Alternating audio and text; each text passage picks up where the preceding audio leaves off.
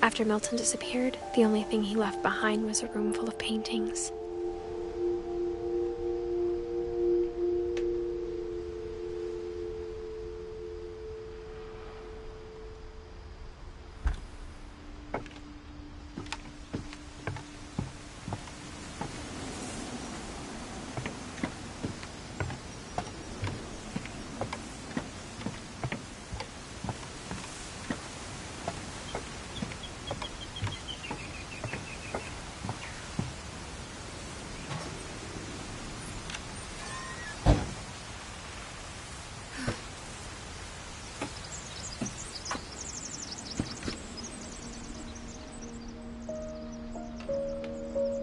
I think Edie was happy to finally have another painter in the family.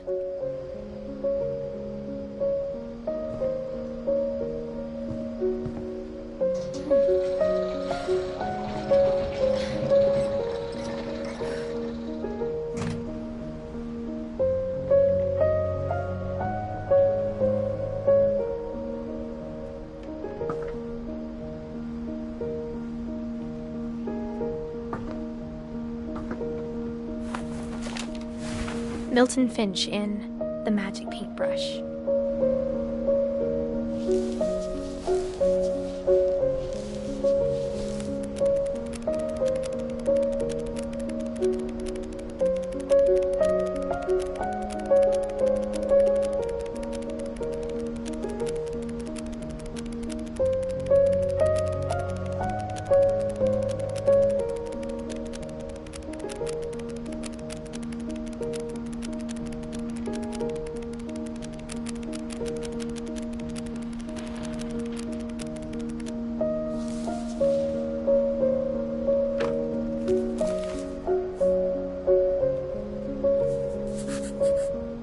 I was 4 when Milton disappeared.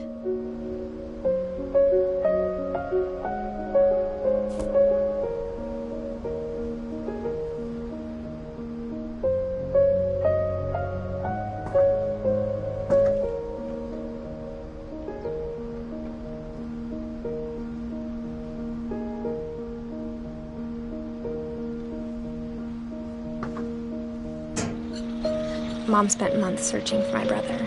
Then she sealed the doors.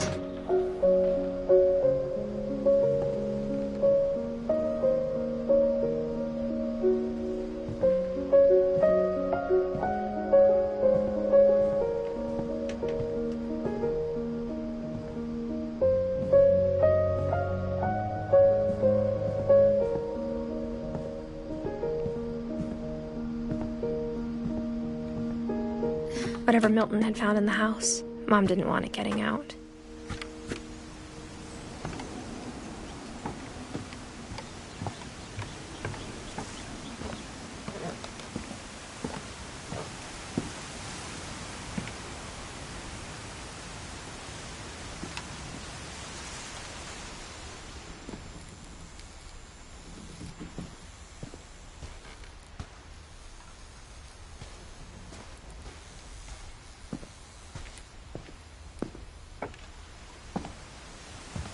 Mom definitely blamed Edie, but I think Louis blamed himself. After he graduated, he just spent more and more time in his room, until Mom got him a job at the cannery. Everyone always told me to stay out of Louis's room, except Louis.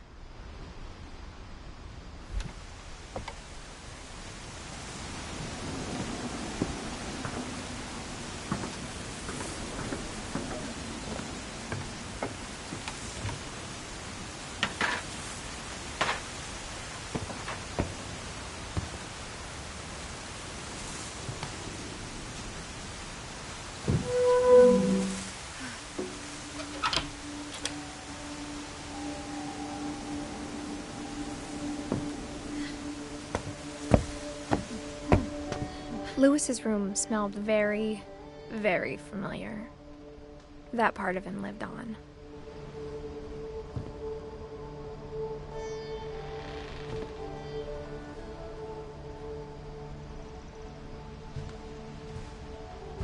Louis and I spent a lot of time playing games together, but he was surprisingly bad at them. He died a lot.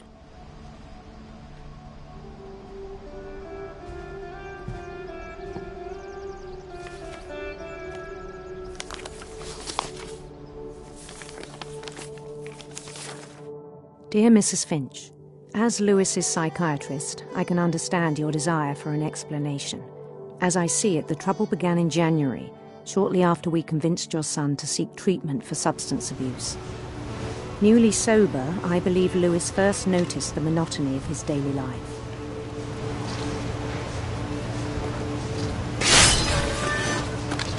He kept working at the cannery. But he withdrew part of himself. In our sessions, I saw the same behavior. His mind began to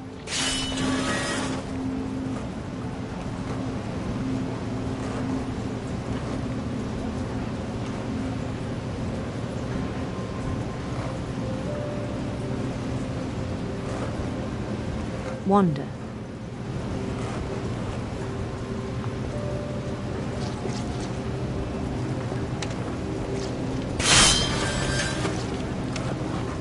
I asked him to describe it. He said he started small, imagining a labyrinth.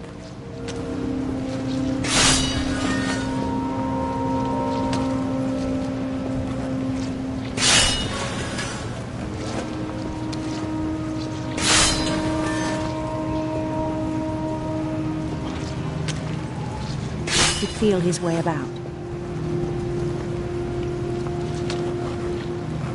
Then something moved. Bats. And toads.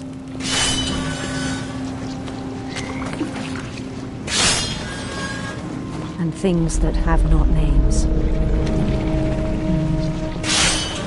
He knew it was all in his head.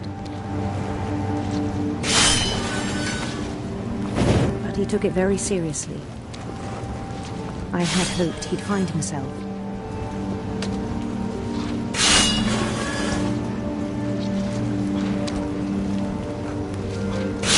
But he found something more.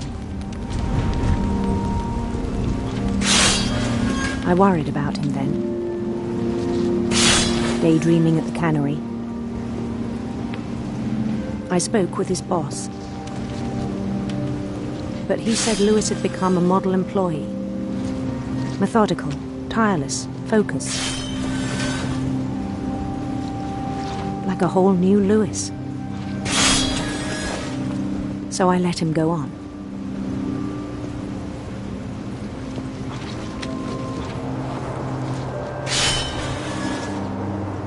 I even encouraged him. It seemed very promising at first. He told me he'd made a new friend.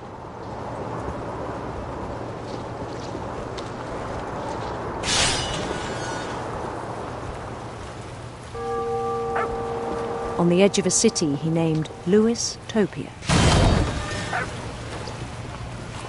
He built the city up slowly, brick by brick. Then he made musicians.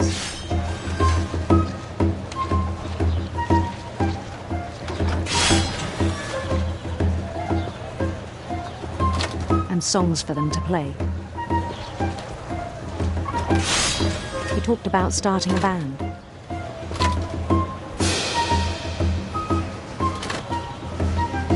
And he was always humming something. Every day his imagination grew stronger. He no longer spoke at the cannery. But his chopping was as reliable as ever. Then one day it struck him that all the cheering crowds, even the stones under his feet, were all in his imagination, so he could do whatever he wished.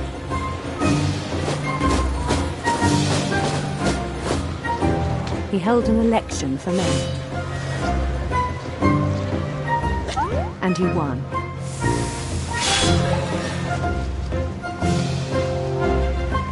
They begged him to stay, but his mind was already wandering.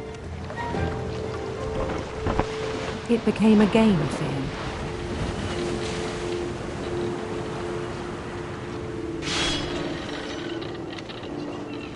He'd conquer a city, then immediately push on.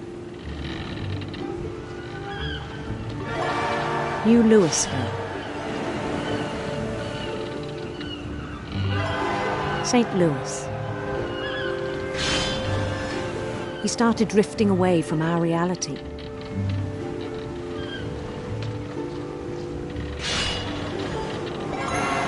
Minneapolis, until one day he forgot to go home from the cannery. Even as his mother pleaded with him, part of Louis kept sailing on.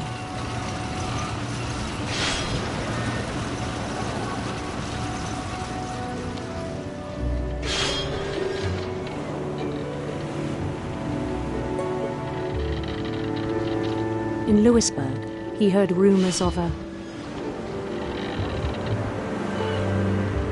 handsome queen.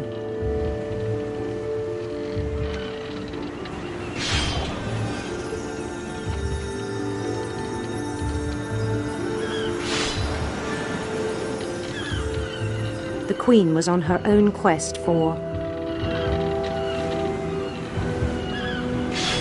radiant rainbows.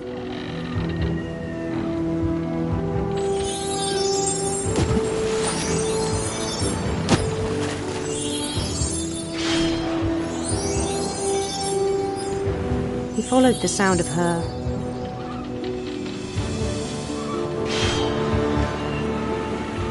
electric sitar.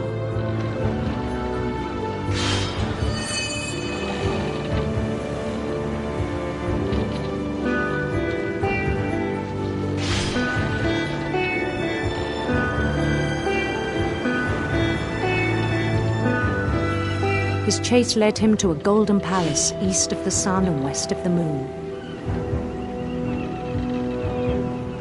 Even then, his logic remained sound.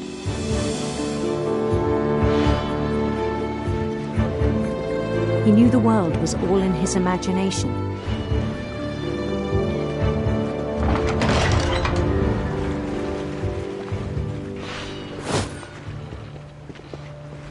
But he was so proud of having created it. In his own eyes, he'd become something greater than a king.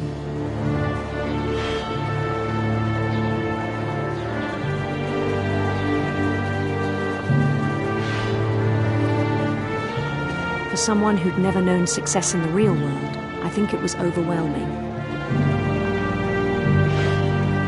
And then it struck him that the real Louis was not the one chopping salmon, but the one climbing the steps of a golden palace.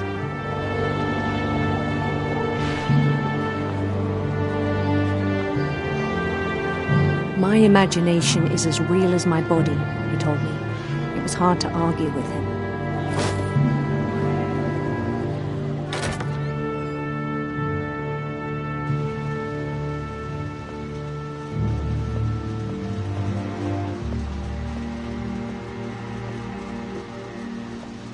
He began to forget the world we know.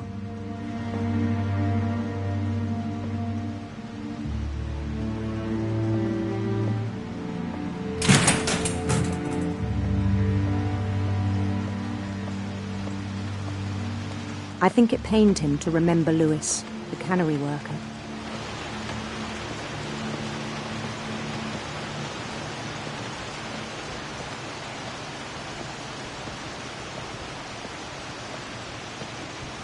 He began to despise the man with a royal contempt.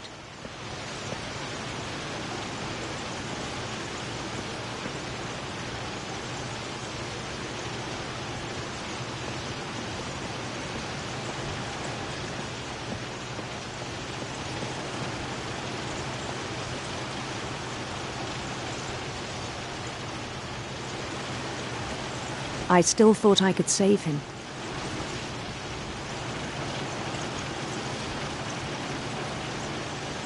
Even after he said he was being crowned king over all the lands of wonder.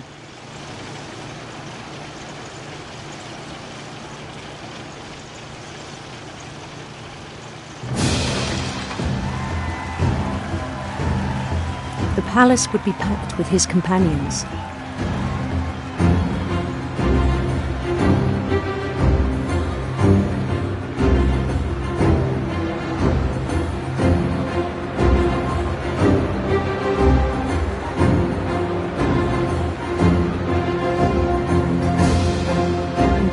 wise Calico had insisted on advising him.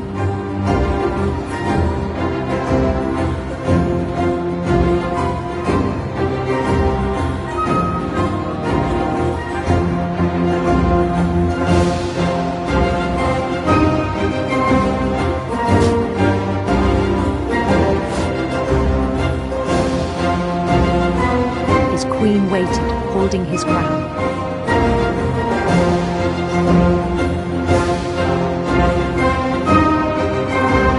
There was only one thing left to do.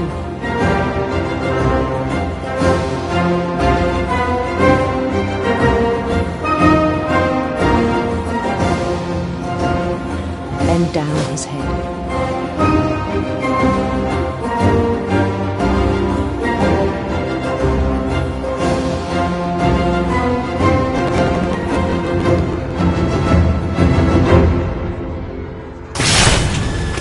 I think you know. Mrs. Finch, your son was a kind man who will be missed by all of us who knew him.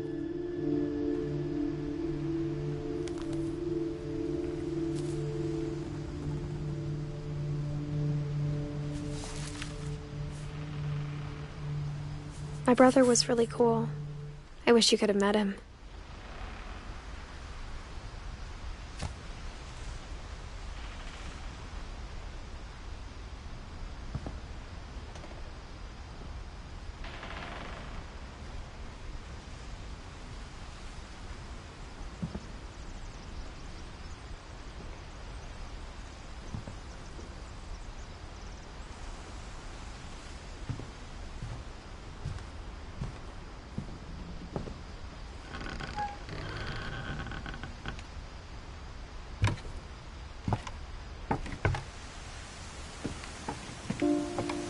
On the way back from Lewis's funeral, my mom told me to start packing. She waited until the day before we left to tell Edie.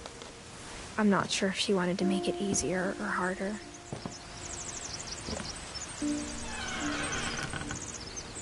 I wish we'd stayed.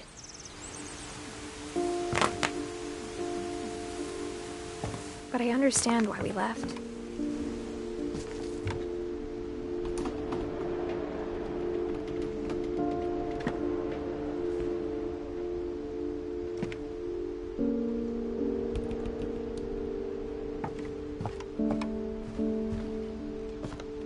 My mom ended up leaving everything behind.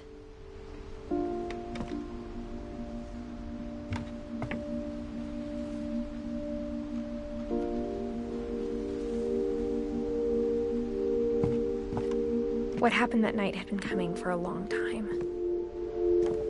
Maybe it should have come sooner.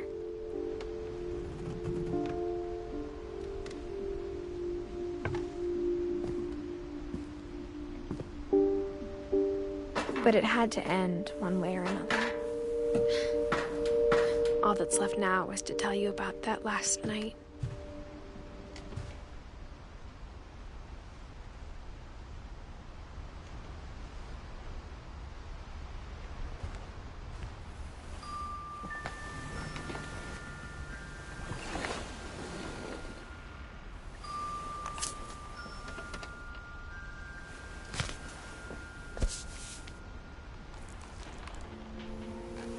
That whole last day, Edie just watched us pack and didn't say a word. Until supper, when she raised her glass and said, "To our final night together, and all our final nights apart." Grandma, you know what I said about alcohol. Some of your medications are very Edith, specific. I left a present for you in the hallway. Why don't you go open it? The grown-ups have to argue now. I'm sorry, you're right. We're all leaving tomorrow. Let's just enjoy our last... I'm not leaving. Edith, you're excused.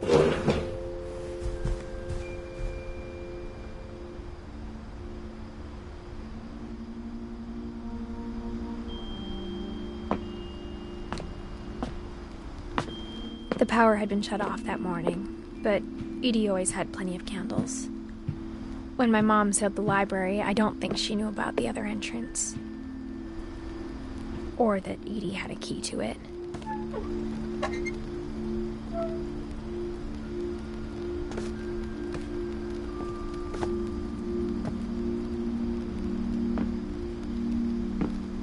thing you're afraid of isn't going to end when you leave the house. Edith has a right to know these stories. My children are dead because of your stories. I think it's best if Edith and I leave tonight. We'll have the nursing home send a van for you in the morning. Okay? Dear Edith, there's so many stories I wish I could tell you, but there's only time for one. This is about what happened on the night you were born. That night, the tide went way, way out.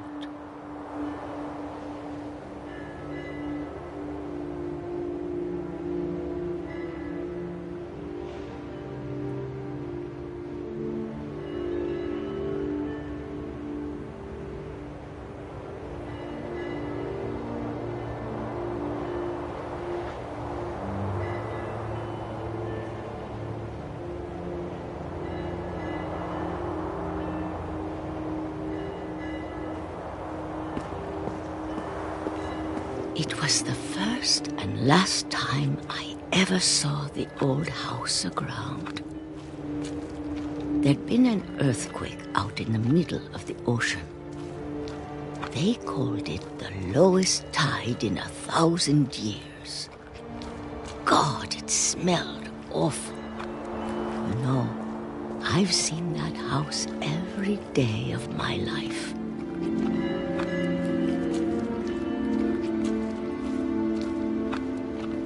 Never thought I'd go back to it. When the fog rolled in, I lost my way.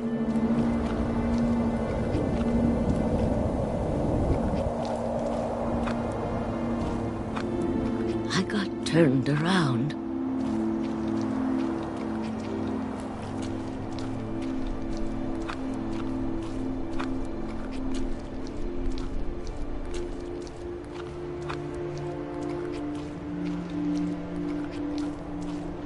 I started seeing things.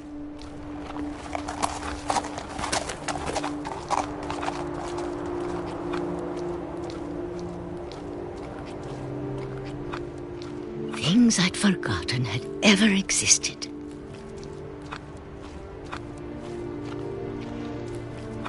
But when I saw them, they felt like old friends. That night, a lot of things came back to me. Or maybe I came back to them.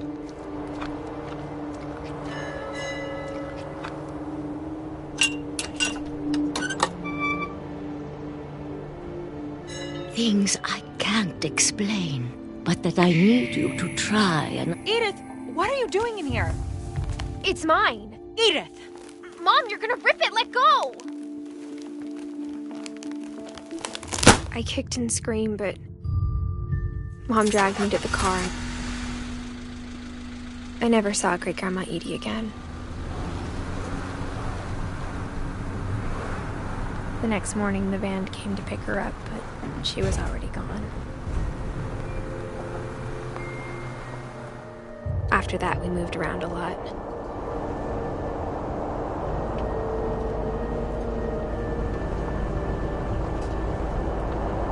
We both tried to make the best of it.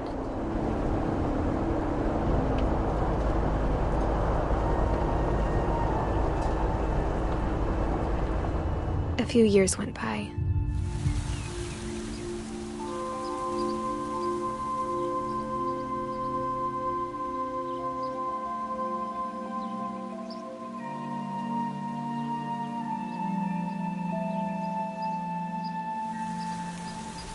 My mom doesn't like to talk about it. But she started getting sick a lot. The rest happened pretty quickly.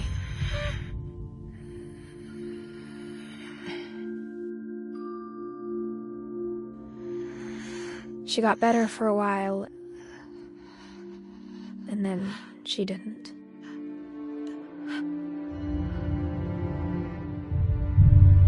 And then I was alone.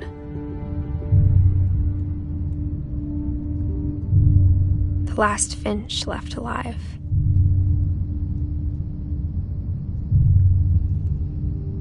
until I found out about you.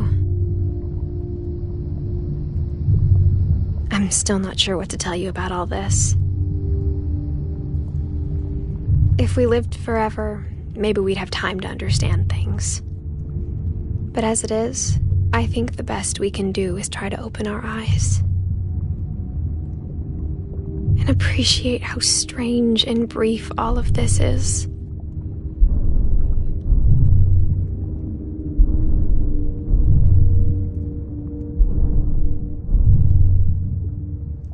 This journal was supposed to be for you.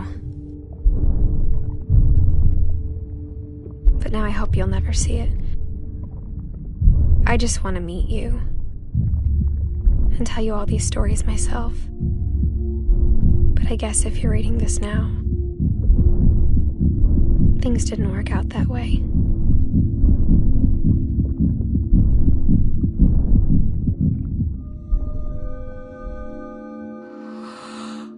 This is where your story begins. I'm sorry I won't be there to see it. It's a lot to ask, but I don't want you to be sad that I'm gone. I want you to be amazed that any of us ever had a chance to be here at all. Good luck.